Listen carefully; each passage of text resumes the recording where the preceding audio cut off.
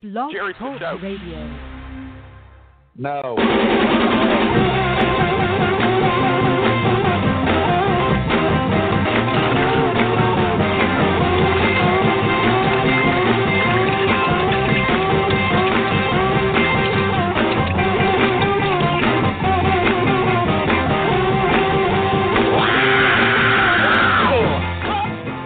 Hey, everybody. It's Recruiting Animal here. 12 o'clock. Jerry, stop making noise. Jerry, please, after 13, well, you've been here 12 years or 11. I mean, figure it out. You can't prove that with me. You can't prove that There's with me. nobody open line here, okay? Yeah. Oh. Circumstantial evidence Don't tell points people out. that. There's hundreds of callers here. No, they're closed. They're closed off. I just leave your line open because I think you're mature enough, that right? with me then. Is that what you're saying? Yeah, okay. Let me just move on with my intro, okay? Please do. My fellow Canadian, Brian Adams, got himself into trouble yesterday because he said that the people who sell bat meat in Wuhan are greedy. He called them greedy. Greedy bastards is what he said, excuse me, okay? And because of them, his concerts in London, he had a whole bunch of concerts in London, England, and they were all canceled, okay? But let me ask you this. What does Brian Adams know about the price of bat meat, okay? Maybe those people he called greedy bastards are really offering a good price. And you know what? I'll bet tickets to his concert cost a lot more. Secondly, as for eating disgusting food, okay, what does he have to say about poutine? Poutine. They love it in Quebec, right? French fries with cheese curds and then brown gravy dumped all over it, okay? So anyway, now he's got to apologize. And here's what he's going to do, I think. He's going to organize a new version of We Are the World. Remember that? Maybe you're not old enough. He's going to get Ariana Grande and Rihanna and a bunch of other young people singing together in a video. But I guarantee that, and he's got a bad temper, when he sees those superstars in their basements, on their computers, he's just going to get mad again. And who knows what he's going to say this time. We can only guess on Jerry, what show is this? The Recruiting Animal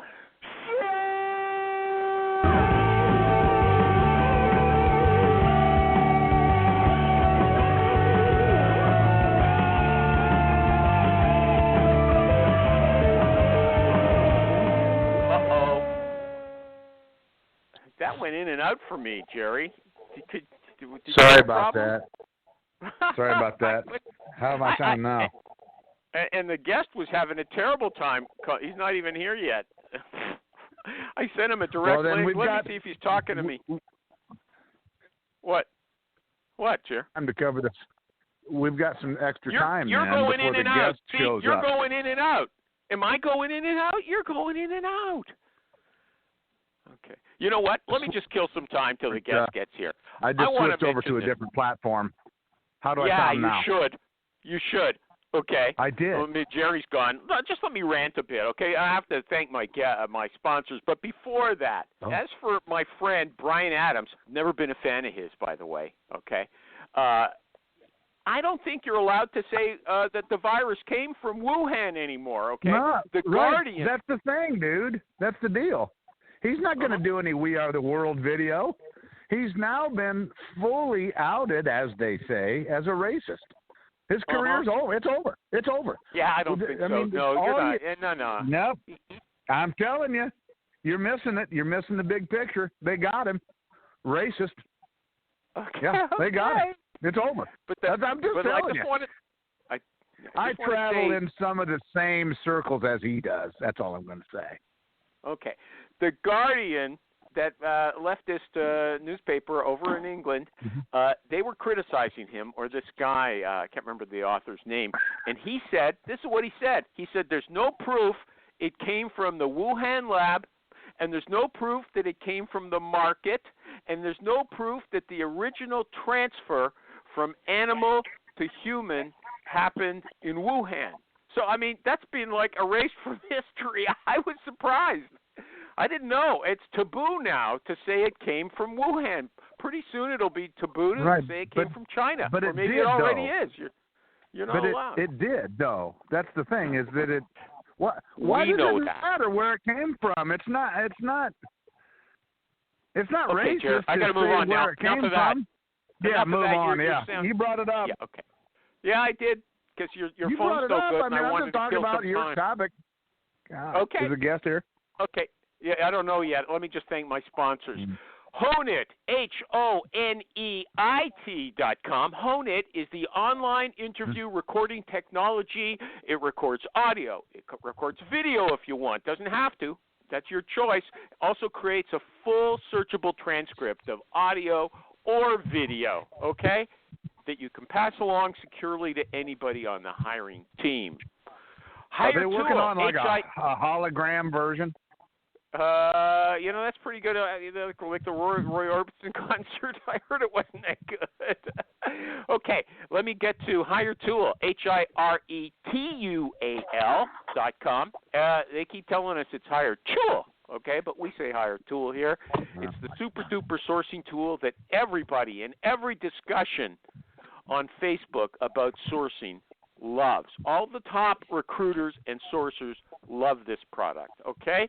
And finally, our good friends at PCRecruiter.net, the Swiss Army knife of recruiting software. If you are a recruiter, it doesn't matter what kind of recruiter you are. It doesn't matter if you're in your mom's basement or if you're in a big office with lots of other recruiters and sourcers. They love you, okay? And I'll get to more about that later. PCRecruiter.net. Let's see if the guest made it back here. Oliver Reade, are you here? Nope, he's not here. Oliver Reade. Time to start an anti-Oliver Reade campaign across the globe.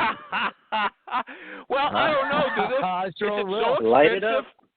Is it so expensive to call New York from No, London? it's free. It's free. What do you mean expensive? Well, how's it free? Skype? Skype call to New York is not free. Google Voice? Okay? I don't know. Verizon? He could have called on Skype, though. I mean, Skype's not expensive. Well, we'll see if he calls back in. But I'm going to introduce him. He's if you want to see his Twitter address, it's Reade Consult, READE Consult, CONSULT.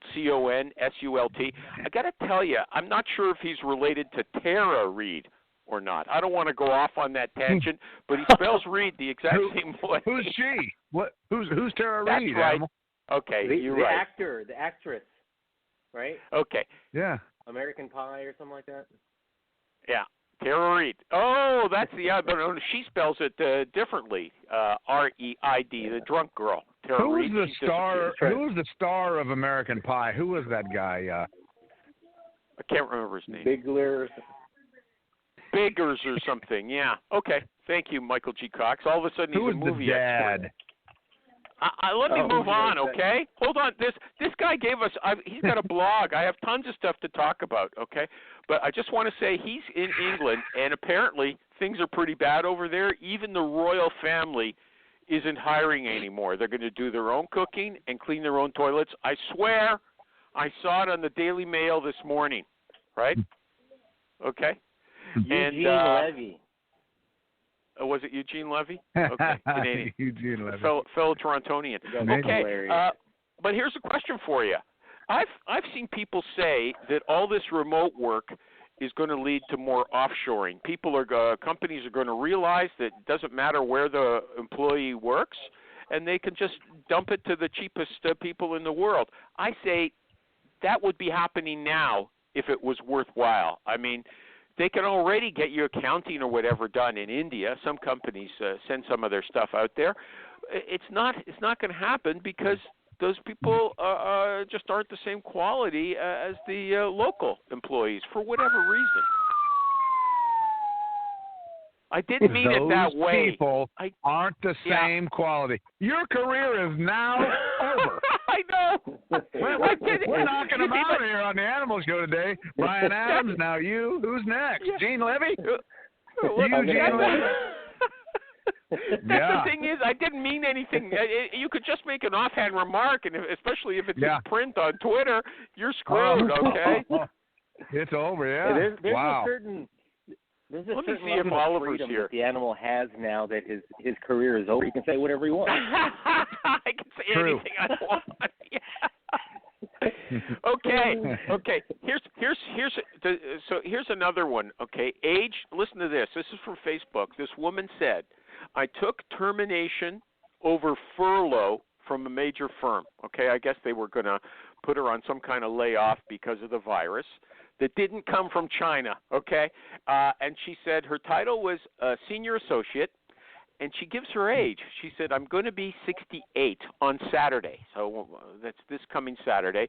She said, "But I still need to work for another 2 years." Yeah, as long as she doesn't die, okay?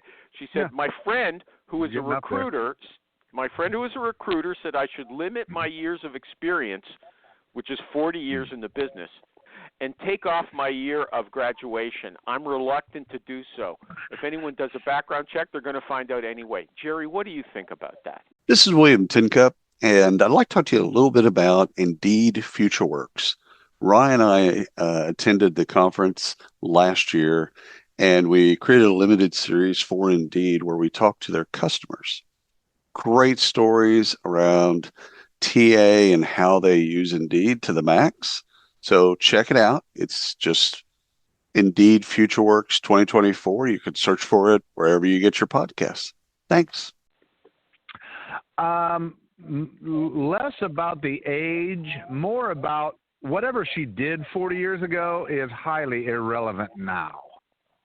I like to see relevance on a resume, regardless of its date, length of time, age, graduation year. I just want to know what people are capable of doing. 40 years ago, you're going to put 1978. What's on your resume from 78 that I need to see? Bookkeeping, teletype, transcript. I mean, what was anybody doing back then? To ride a bike.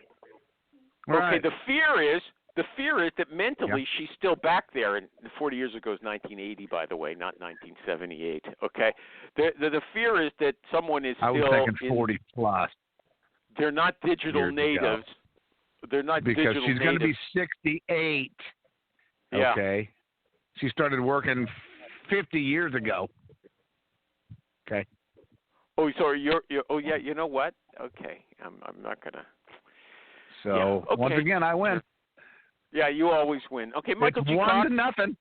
1-0 so far. What should she do? Michael G. Cox on her resume. What should she do? Are you there? Wake up. Anybody else? You. Go ahead, no, Mike. I don't see show's over. I don't see any reason to keep it on the resume. And also, I don't think anybody's thinking that somebody's going to be stuck. Oliver called in again, but it looks like he's still dead. Oliver, he can hear us, but can you talk? Can you say anything that we can hear? It's showing. See, it shows 0 time hold. Open your Graham Caulfield from Australia, who lives in Texas. He said you should make sure your mute is off. Your mic is open. Make sure your mic is open, Oliver, over in England. You're not representing England very well today. Let me tell you. Okay. Let me move on to Oliver's website, okay? He says, tenacity and optimism are absolutely necessary if you're going to be in sales. And according to him, recruiting is sales. How do you tell? I'll ask MikeRecruiter.com first, because he's a sales headhunter. How do you tell if someone has tenacity and optimism? Do you agree, first of all, that tenacity and optimism are absolutely necessary? I'm not saying that they would not help.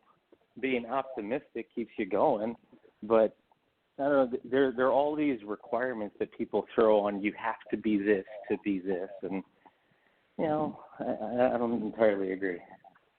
Why not? Why? Come on, justify yourself. I would think it would be obvious that to being tenacious and optimistic, a salesperson has to have that to keep going, right? Yeah.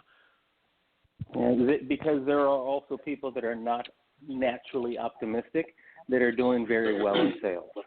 Give us an example. Give me an example. I used to work with a a woman who is extremely negative and pessimistic and always very freaked out and concerned and, usually reacting out of fear. And she was usually top sales rep. Whoa, you're kidding. And by quite a bit. Dude, sales guys operate totally on fear. Yeah. Hey, Animal Rich. Hi, Rich. Sales guys totally, operate on a fear of failure.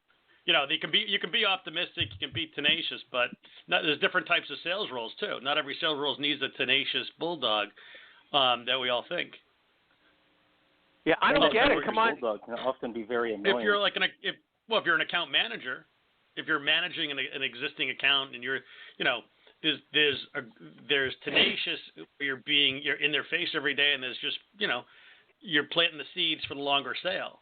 It all depends how account manager is not a real salesperson. An account manager is an order taker, right? Who just follows up. Not at all. Not at No. all. Wow. Hold on. We all know the terms. There's hunters and there's farmers. An account manager is a farmer, okay? But if you're say you're a farmer, you're an account manager for like Citigroup, all right? You're like a software company selling to Citigroup, and you could have a $50 million number.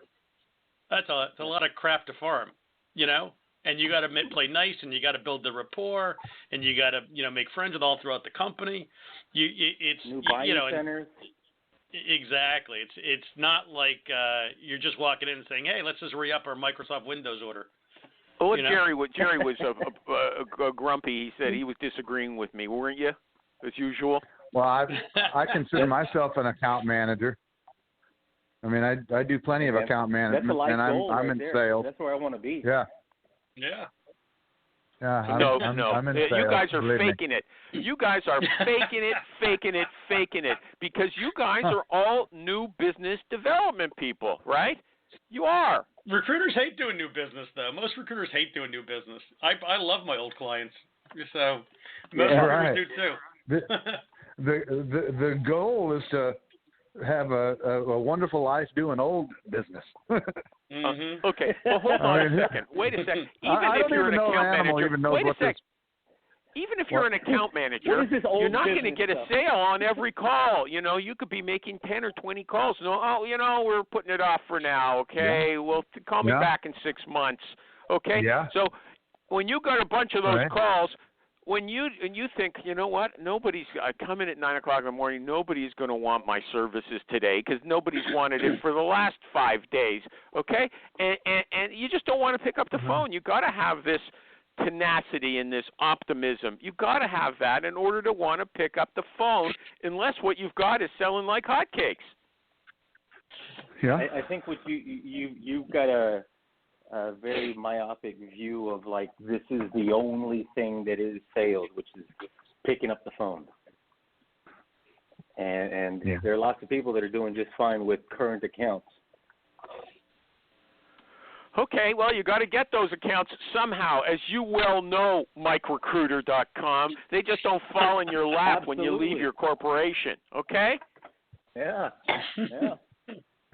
Okay. I agree. Here's what Oliver says. Okay, I read his stuff, so I can act for him. I can pretend I'm him. He says, don't get caught out at a social event when someone asks you, what is it that you do? I mean, you have to have your elevator pitch prepared, to make a good first impression. You don't have to start thinking or mumbling. And they're not asking you. He says, don't tell them what you sell or what your job is. He says, tell them what you do for your clients. Now, I don't know what that means. It's not like I help people do. I hate that word help. Does anybody agree that you have – because you know what? The people who come on this show, when I ask them what their elevator pitch is, they're like a deer in the headlights. Rich Rosen, what do you say about that? What do I say about I was actually working. I just heard the deer in the headlights. Okay. About what? If you're at a wedding and someone says, "Oh, Rich, what do you do?" I mean, are you ready to? What do you say? Yeah, I tell them I play software sales reps across the country and executives. Very short and sweet to the point. There's no big secret. It's that's it. What's the I don't know. The guests on this, you watch in the future. If you listen again, if I ask these guys or girls, can you give us your elevator pitch? Huh? Yeah, if I would ask you not, you tell them what you do. I'm like, listen, your elevator pitch as a recruiter is, listen, been doing it for 20 years. Maybe it's the words. Maybe it's because I say, what's your elevator pitch rather than what do you do? That's what it is. That's what it is. Because Animal, in most cases, people that you just meet out on the street or at your cousin's birthday party or something, they don't want your pitch. They're not looking for your 30-second try to get my business thing. They just want to know what you do. Like I had a guy come over here an hour ago. I sold an armoire, put it on Facebook last night. The guy came to get it this morning, and he said, "Yeah, what do you do?" I said, "I'm a recruiter." And he said, "What kind of people?" I said, "IT, software developers." He said, "Cool," and that was it. And then I said, "Grab the other side of this thing." We lifted it up, set it in the truck. He gave me $200, and he split. Deal closed. There's no elevator pitch. Nobody has an elevator pitch anymore, unless you find yourself in some cocktail mixer with a name tag on. If that's you, then you better have something ready to go. But people aren't looking for the whole spiel. If you're a recruiter, I do know what. No, you don't. If you're a recruiter, you should know what the term elevator pitch means. You should be able to translate it on the spur of the moment into they're asking me, he's asking me, what do I do? How do I explain to other people when they ask me, what do you do? Okay? If I say I'm an IT recruiter, people know what that means, and I'm done. There's no pitch. Okay, hold on. I just opened up 2 more lines. I want to see if they're either of them is a guest. Oliver Reade, do you happen to be here?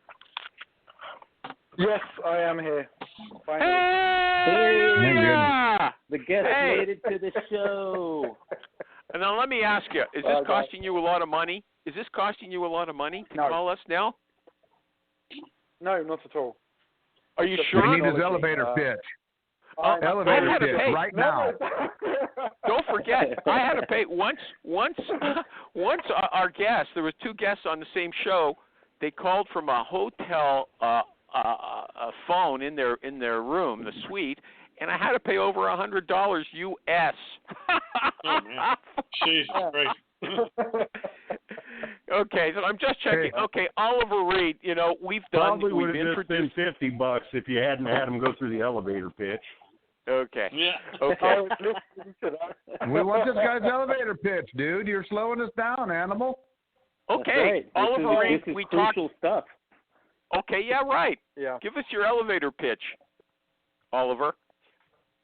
I'm going to keep it really simple. There's no need to boggle or confuse people at all. It's generally I help businesses grow by teaching them effective techniques to either sell or recruit. If you want to know more, that's fine. Let's have a coffee. If you were on a radio interview, it's kind of okay for this, but it's way too wordy. I help businesses. Does anybody like that pitch you just gave? Yeah, I'm okay with it. What if you actually And based on that, I would know whether I wanted to ask him about it or not. Chances are I probably wouldn't, but I don't need that. All right, that's not what I'm looking for. Well, but I don't know. I mean, I understand what he said he does. Yeah, he said, I'm going to be concise or I'm going to be brief, and then he gives out a longer sentence than I've heard anybody else give. Rich is working. How many words man? He meant he's not going to take 10 minutes. Gosh. Okay. I don't understand this anymore. Okay. Let's get down to it. First of all, I just want to mention the sponsors again: PCRecruiter.net, the Swiss Army knife of recruiting software; Hire Tool, HIRETUAL.com, the super duper sourcing tool, the favorite of all the great recruiters; and Honeit, HONEIT.com, the online interview recording technology. Okay, Oliver. Okay. Yeah. I can just get to the questions with you. Cold calls seems to be one of your specialties. Yes or no? Am I right? Correct. Yes, you are right. Okay. And that's one of the favorite things I like to talk about as well. Okay? And you say usually you like listening to cold calls from salespeople, but most of them you get are from people who don't know how to sell. Is that right? Do I understand you correctly? That's correct. Either they don't know how to sell or they don't know who they're speaking to. And it's not just cold calls themselves. I've been to presentations. I've been to people pitching for business. And I've seen it there. And I just not shiver. I just okay, cringe. You don't wander, okay? I broke it all down for you, okay? Well, I'll walk you through it. So he wasn't wandering. I was listening to his answer. Go ahead, finish for Jerry. 2 weeks. I'm going to give you 2 weeks to straighten out your interview style, or I'm done with this. Because he was answering your question. Okay, finish off. Those 2 weeks. Finish off, Oliver, whatever it was you're saying. Okay, well, go ahead. That's it. That was it. It was just straight to the point. I hear people cold call me. They don't know how to sell. They don't know who they're speaking to. I cringe. I've seen people try and pitch in front of audiences. It makes me cringe because they don't know how to sell their product, their solution. That's it. Okay. I just want to give out your web address. It's readeConsultancy.com. Is that right? READE Consultancy.com. Is that right? Correct. Like read a book with an E at the end. Consultancy. Yeah, we know Tara. It's like Tara Reade. Okay, we don't care if you're related to her. We've already talked about that. Okay, so. She is. Okay, good. So one of the problems you say is, this is the first thing you raised, there's no rapport, okay? There's no rapport. Correct. Now, you say that's really important, building rapport. What do you mean by that, and how do you build it? So what do I mean by it? I mean by building a connection, a genuine, sincere connection when cold calling or even meeting face-to-face. If not, if it's just a cold call and you don't build a rapport, you're just like everyone else. There is no intent to help me. The calls probably hasn't been qualified, and you're just. You should talk a little louder because your connection's not too good. I should never take people from other countries, okay? But well, talk louder. As you said earlier in the show, they're not as good as. Well, that's racist. You remember that? Yeah.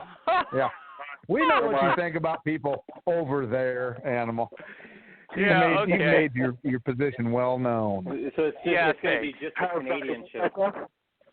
I can barely hear the guy. He's fading in and out, okay? So I just want to make sure other people have a better chance of hearing him. If he talks stridently, I think that'll do it. But here's what he said. He said, rapport is a pivotal element in any cold call. The ability to connect before sales-related conversation commences. Now he's talking about connect. What does connect mean? What does connect mean, Oliver? Sure. Okay, what connect actually means, and same as rapport, means you're not just approaching a stranger for something. Yes, you want to get a sale. However, from the human perspective, I'm not necessarily going to buy from anyone that I don't like or don't trust. If I get to know someone and I feel a bit comfortable speaking with them, then an element of trust begins to grow. Okay, I know a little bit of you, you know a little bit of me. What are you offering? What's the purpose for the call? Let's have a conversation. Okay, you call me up, okay? I've never heard of you before in my life, okay? And how are you going to get me to like you and trust you? If that's the first thing you have to do, how are you going to get me to like you and trust you? Well, the first thing is I'm not going to talk about business. I'm not going to ask you, how are you doing? Because if I ask you, how are you doing, I know what the answer is straight away. Usually it's going to be, all right, you don't need to think. I've got to break your way of thinking, which might be, how was your morning? How was your breakfast? How was the driving to work? All of a sudden, I've got your attention because you're not going to give me an automated response. Now I've got your attention. Is now a convenient time to talk. This is who I am. This is where I'm calling from, and this is why I'm calling. Is now a convenient time to talk. So rather than sell, which is one of the biggest mistakes, I would say a lot of cold callers do. They don't ascertain whether or not it's convenient to talk. Because I might have a great solution or a great product that they need. But if the timing's wrong and I start pitching down the phone, sorry, I've missed an opportunity. If now's not a good time to talk, let me call you back tomorrow at 12 noon. Okay. Lots of people say don't ask the question, is now a good time, because you're giving them an opportunity to say no. That's a valid point. Now, this is what I'm going to say. Hold on. I will say I usually keep away from closed questions because I will usually keep away from closed questions. I will only ask closed questions if I know what the answer is going to be. If I know what the answer, so if it is a good time to talk, that's a bonus. If it's not a good time to talk, great, because I'm not going to waste my time down the phone talking to you if now's not a good time to talk. Let's talk tomorrow at 12 noon. If your calendar's full, let's talk at 2 after lunch. And that way, I begin to position myself as to when is a good time to talk. So then I will hear what they have to say, and vice versa, they will hear what I have to say. So let me just take one step back. Go ahead, Michael G. Cox. You wanted to say something? That wasn't me. Oh, somebody wanted to say something. Who was it? Feel free to speak up here on this show, okay? Somebody wanted to say something? No? Okay. Look, let me take a step back. You actually gave a concrete answer to how do you build rapport. I didn't like the answer, but I want to clarify because you did offer it. You said, don't ask how they are. Ask something specific about how was your drive, or did you enjoy your breakfast? Is that what you're telling us? Sort of get them engaged by making them think about something specific? What happens when employees behave badly? Boy, we could do an entire TV show, maybe a Netflix special on that. Well, Ryan and I sat down and recorded episodes for FAMA, and we asked practitioners, give us your most outrageous story. The sales leader that brings cocaine to work, whatever. Just bring us the outrageous, and it is funny. So if you need a laugh, which we all do from time to time, search for workplace misconduct wherever you get your podcast, and you'll find it. And trust me, you will laugh and cry, but you'll definitely laugh. All right. Thank you. Yes. Definitely. Are they going to tolerate that? A stranger calls up and says, how was your drive? What do you care how my drive was? You don't bullshit me with your phony concern about my drive. Well, you know what? I don't like that. That's what I'd be thinking. Hold on. Sure. Let me put it into You're a weird dude, animal. If, say, for example, we're all working in London. Wait, say we're all working in London and the congestion of the traffic is bad. I know what your drive's going to be like. I know it's going to be a pain in the ass getting from home to the office because everyone's stuck in traffic. So by all of a sudden breaking their way of thought will then stop them from doing whatever they're doing to think of a reply. And as soon as they think of a reply, I've got their attention. Okay, but sense? I can't be too irrelevant. Like I can't say, did you like Tara Reade in what was the movie, Jerry? Jerry, what was that movie? American Pie. In American Pie. I can't, it has to be like something conventional, like... Why not? That was a great movie. Okay, well, I'm asking Oliver, could I come out of the blue? Go ahead. Sure. Can I say something here? Yeah. This is Jerry, the recruiter from Indiana, IT and software developers across the country. Here's my question, or I guess it's more of a statement. We're all talking about this first impression, this phone call, this first conversation, pretending as if everybody answers their phone. Okay? Correct. People aren't answering their phone. You can't get somebody. I tell you what. Once somebody picks up the phone, I kick ass. It's just a simple fact. I'm one of the best. Nobody's answering their damn phone. So why are we all pretending like this is 1985, where you call somebody, ring, ring, and they pick it up and they say, hi, this is Larry. That's not happening anymore. Jerry, I'm sorry. Jerry, do you text people? Sometimes, if I have their cell phone number. Okay. So would you prefer to text or call them? No, I always prefer to call somebody. Yeah, me too. Oh. Okay. But people don't answer their phone. So then you got to text and email, and then you got to leave them a voicemail, and it's so this world of sales training and rapport building and this rosy world that we're all talking about. What planet are you people making 50 calls a day and having people answer 50 times in a row? What world is this that you guys are describing here? Because I want to go there. I was going to say, maybe you need to change industry. It could be. It could be. And that's why I'm asking legitimately. I'm sure that in my market, it's crazy. Maybe plumbing or something? Like if I was recruiting a plumber, they would answer their phone unless they were busy. I think truck drivers would answer because they're on the road. They need to stay awake. Now, Oliver Reade. Yeah. Or is it just me? You want to address what Jerry said? Animal? Okay. Is sure. it just me? What? Yeah, for sure. Okay, so I'll tell you a little bit of my background because that might put things into perspective as well. Hold on 1 second. You'll come on. I just want to say that was sorcererkathy.com, and if everybody noticed, I mean, I knew she was here because I could hear all the gurgling, but I didn't close off.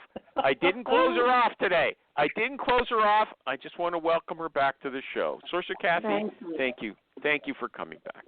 Okay, go ahead, Oliver. You can mute me now. Sure. I don't want to. I want to hear from you. Okay, go ahead, Oliver. Go ahead. Sure. So when I actually got into sales, and that's not from a family business, I went out, found a job, got into sales. I was probably making up to 100 cold calls a day, and people weren't answering. Or they were just being very abusive, or something or other. It was always hard for me to get through to the right person, and when I did get through to the right person, I didn't know how to close them. What year was that? Say, for example, it's 10 years ago. Okay. 10 years ago, because I've spent the last 8 years in Hong Kong, where I've been recruiting there, and 10 years ago, did they answer calls a day? There was a lot of abuse, and I moved from selling IT hardware and vendor stuff into information security. And that type of conversation and pitch just completely blew me away. It was more of a consultative approach, asking questions, speaking to very senior people, not IT managers, but C-level executives, directors of different departments, who would find the time to speak with me, simply because I focused on a niche. My niche back then was information security, including compliance, governance, etc. So not just IT security. And before you were able to tell them about the niche that you were in, they have to answer the phone. Yeah. Correct. Right. I mean, correct. Am I the only person struggling with it? And it might just be that my marketplace, my world is just totally screwballed, and I need to get into something different. But I can specifically have somebody's phone number, and I know they need my product, and I know that I would be able to help them out. And they will never have a conversation with me. They'll never reply to an email. I don't even know if they even listen to my voicemails. So we can. I mean, I'd like to pretend like everybody else, like we're just calling these people and talking and doing the rapport thing. It's just not happening. For sure. Sorry. Well, there are so many ways to get in touch with people, even if they don't answer their phone. Now we're getting to good stuff. Yeah, this is the north. So, Michael G. Cox, you're saying you're running into the same thing. What about you, Rich? Yeah, man. Is Rich still on the call? It's a voicemail game right now. Did Rich hang up? Yeah. Okay, hold on. No, Rich is there. He just got himself on mute. Hold on. Oliver Reade, over in England. I'm here. I want you to address what Michael G. Cox, MikeRecruiter.com, just said. He leaves voicemail. What's your take on voicemail? No, don't leave voicemails. That's it. Don't leave voice, and I'll tell you why. Because the reason why you should never leave voicemails is you're going to be one of a dozen recruiters leaving voicemails, and it will just be luck of the draw who he or she decides to get back to. you do need to grab their attention. Hey, I like that luck of the draw better than not having anything, though. Wouldn't you agree? Right. Put me in that mix. Right. Well, let me. Okay, what if right. I start You're the telephone right. call or the email with "How was your drive this morning?" is that our friend from Florida? Yeah, he's that's Travis. He's back up in Indiana. Travis.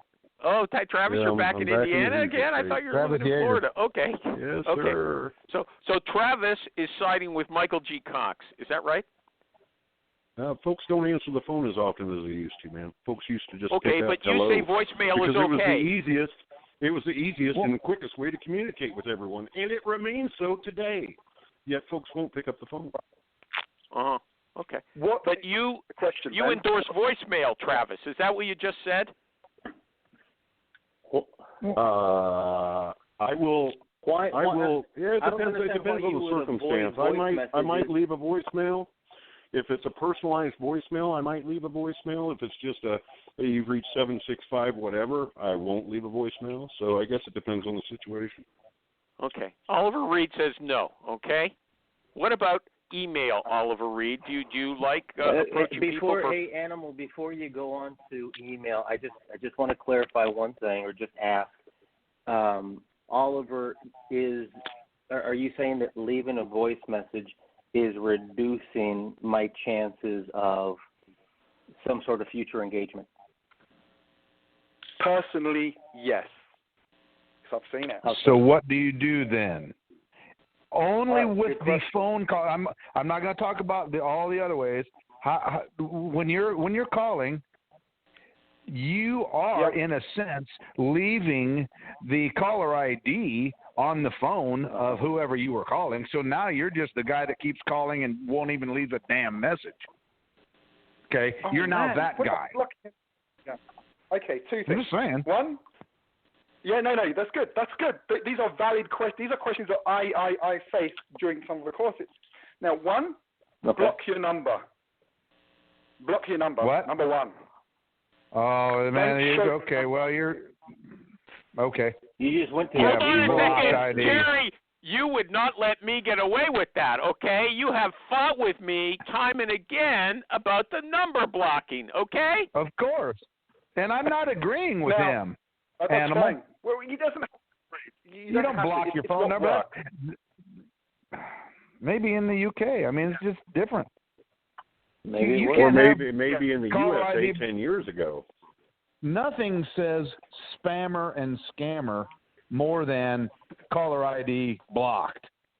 Blocked. I mean, it's what shows up on the screen when. I mean, yeah. So Jerry's saying, well, Oliver, what Jerry's saying, just so we get to this, okay, because I like these little nitty-gritty topics. If everyone wants to hang up, I don't care. I'm interested. Jerry says, even if they're inclined to pick up a phone call, when they see one with the number blocked, no, they're not going to do it. Right. That's what I'm saying. That's either that's okay. Yeah, I don't know if they have the same thing in the UK, but in the United States, there's so many fake spam calls, and they all have a 210 number. Because I'm in San Antonio, or whatever your local area code number is, they're using that. Yeah. And you don't recognize the number, so you don't pick it up, and much less if it doesn't even show up as an actual real number. Right. Okay. Right. Now I'll give you something a bit cheeky then. Wait a sec, before you go, I just got an email from one of the sponsors. He's listening to the show.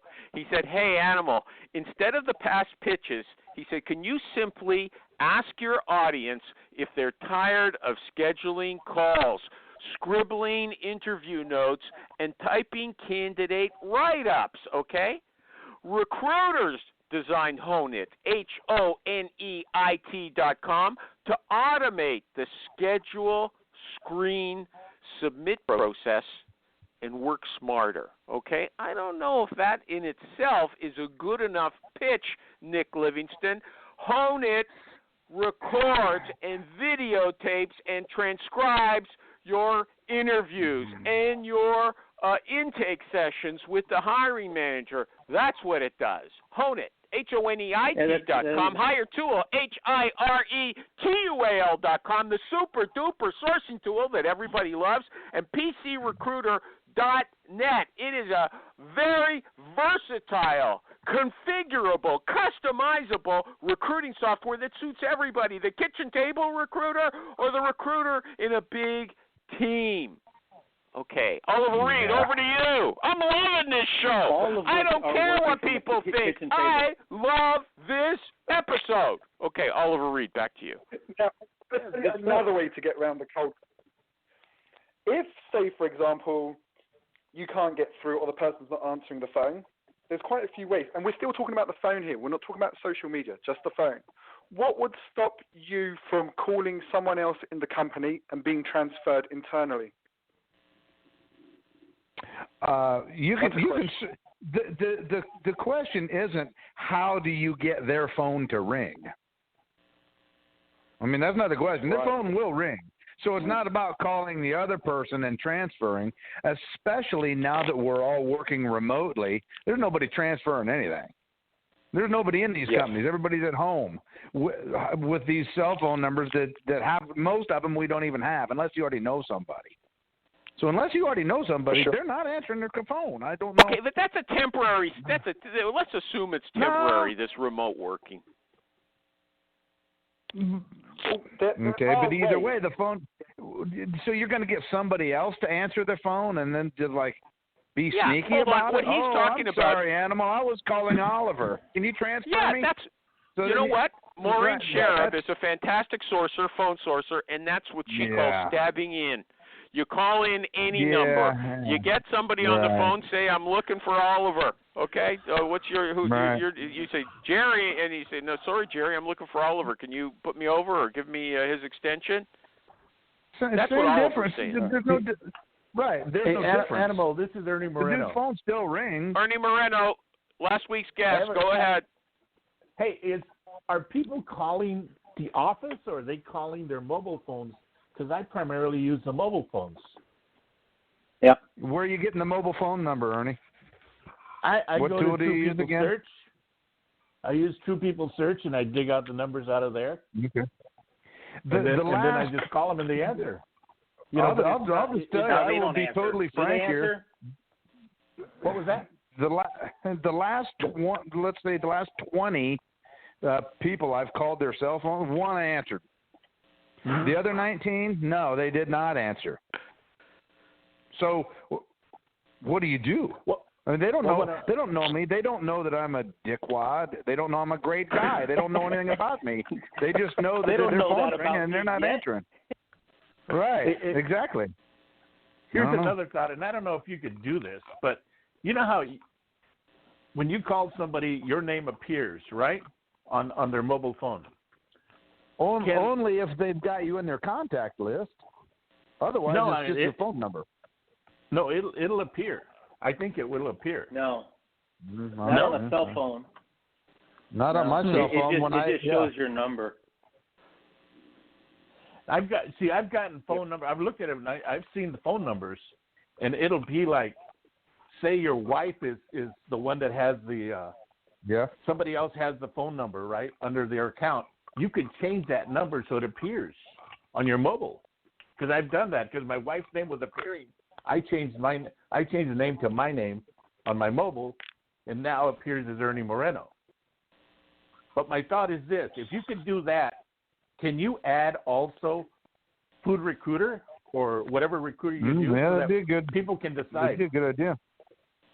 You would think that Verizon would let you pay for that. You can do that through Google. Well, let's find out about that after. But Ernie, before we get back to Oliver, he's going to have to come back. I know I'm enjoying him, but he hasn't got to talk very much.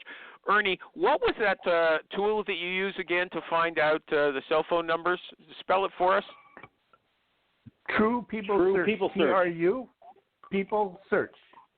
True TRU, not TRUE. TRU. TRUE. Okay. TruePeopleSearch.com?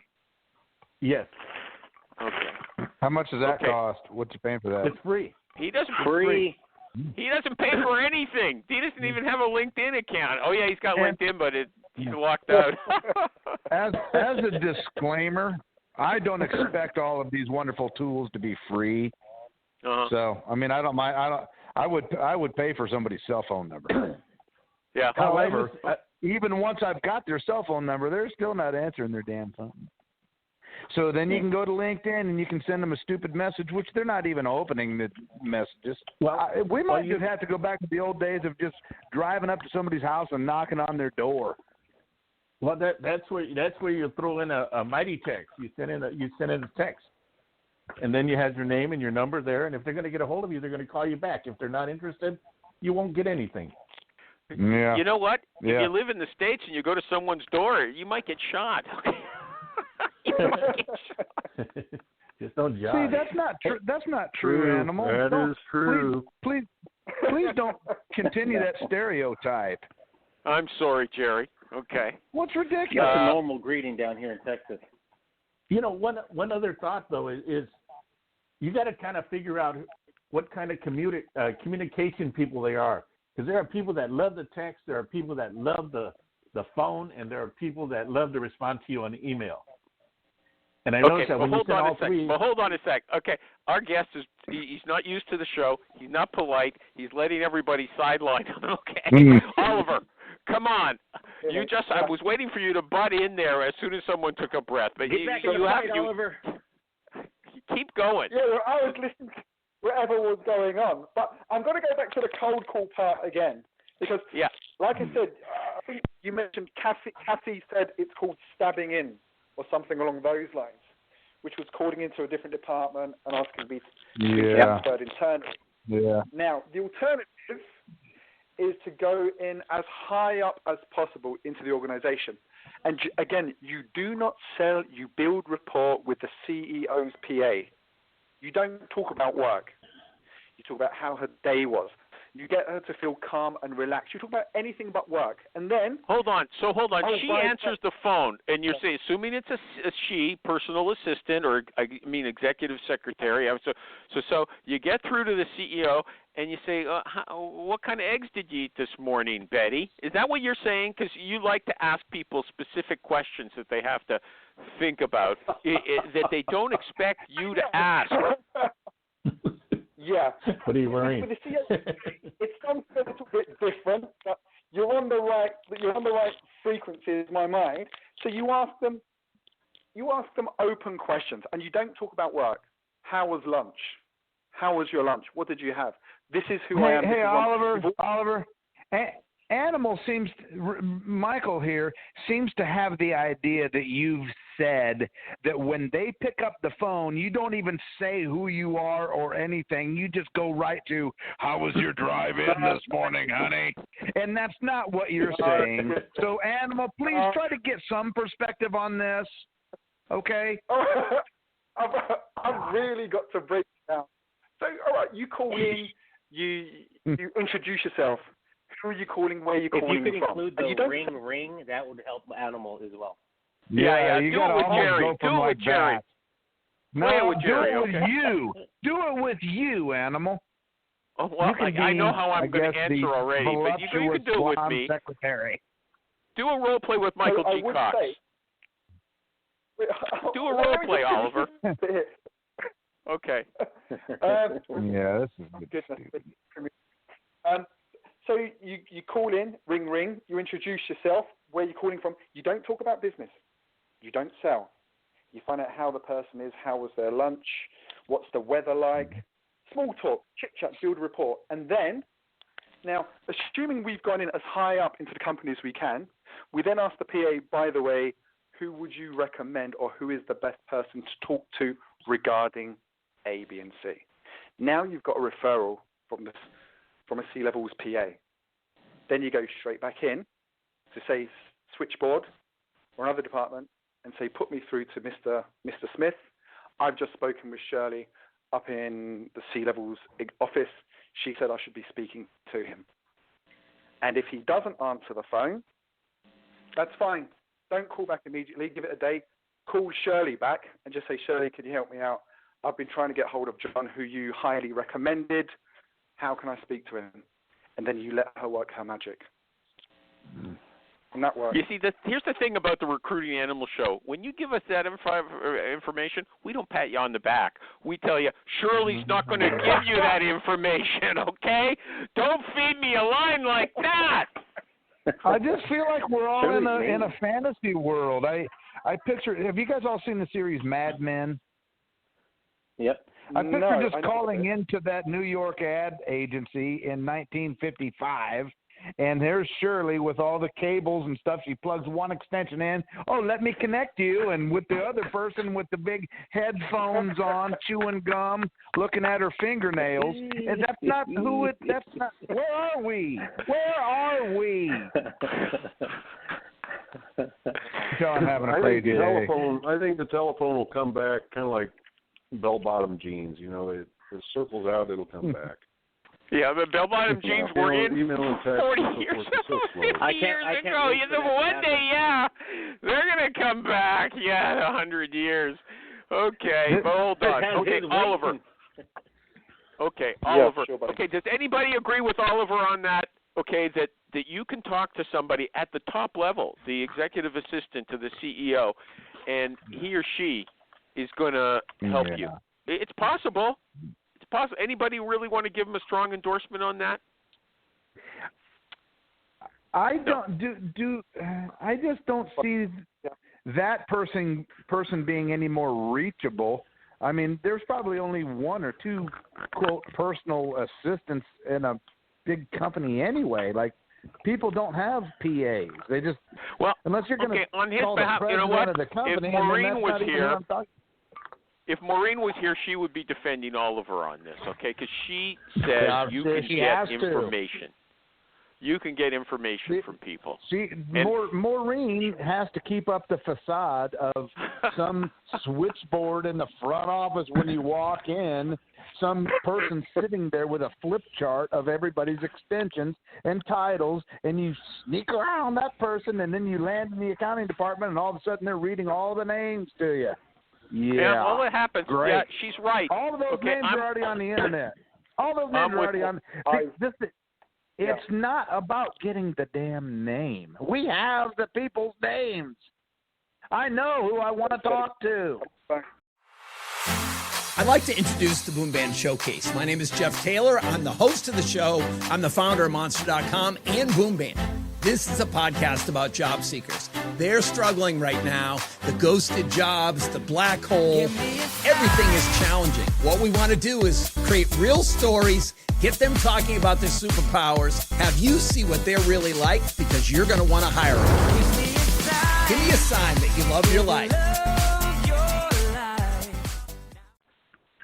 Gosh. Okay, so hold on. Let's in the last few minutes, let's have Oliver take it. I'm talking to people, and it's 1985 here. Yeah, hold on a sec, Jer. Trust me, I want to follow up. I had these conversations. Yeah, before he leaves, because it's almost the end of the show. Oliver. Fine. So Shirley gives you Shirley gives you the name, and when you call that next person, when you call that next person, what do you say? I've just spoken to Shirley up in the CEO's office, and she's recommended that you and I talk. This is my name. This is where I'm calling from. Is now a good time to talk. That's it. If it's no, that's fine, because I've already been screened. I've been screened by the C-level's PA. So if it's no, great. Let's put a time together to talk. If now's a good time to talk, great. Let's move forward together. Okay, let's do a little plug for you, since you weren't here when we introduced you for the show. Okay, so you do sales training and recruiting training in the United Kingdom. Is that right? Actually, it's global. Most of my clients are outside the UK. Oh, really? So what do you do on Zoom, or how do you do it? On Zoom or on the phone? Zoom. How do you do it? No, Zoom. Zoom. On Zoom? Yeah, when I started this, my first client was actually in Hong Kong, and I was already in the UK. Oh. And then from Hong Kong, I had clients in Australia, India, and London. Both recruitment clients, they want to learn how to recruit, what are the best practices, and sales clients as well. Okay. So now if someone wants to get to know about you, go to Reade Consultancy, right? READE Consultancy.com. He's got a blog. You can read articles there with pictures if you have trouble with reading, and it gives you a good overview. That's how I look. I read all his articles, and we're just talking about the first paragraph for the whole show, pretty much the whole show. So I enjoyed it. Now I got to say, I went to your LinkedIn yesterday, and you didn't have your email address there under your contact information. Although I know you've put it up. You've put it up since I bugged you for it. Am I right about that? Yeah, I'm surprised. So I'll have a look, and I did send you my email. No, it's there now. Well, I was going to harass you about it, but I didn't get to. So I just want to give you a dig on the way out. Okay, you can get his email address there. You see, I can tell he's a nice guy. You're a friendly person. I like the way you come across. I also want to thank Ernie Moreno, our guest from last week. He's a fun guy too, with his True People search to remind us about that. Okay. MikeRecruiter.com. Thank you. Hey, can I ask? Hey, Ernie. Is Ernie still on the call? Yeah. Hey, Ernie, after we hang up, will you call my cell phone? I just want to see what it says when you call me. 260-349-2723. Because I don't think I've put you in as a contact. 260-349-2723. I don't think that I've got you in as a contact. I think I've just got you on my Google thing. Yeah. Okay. I'll give you a call and we'll do it. And I don't want to talk about anything, though. Yeah, okay. That's JerryTheRecruiter.com. Oliver Reade, thank you! The recruiting animal. Oh, hey. What's gone wrong here? Hold on. Thank you.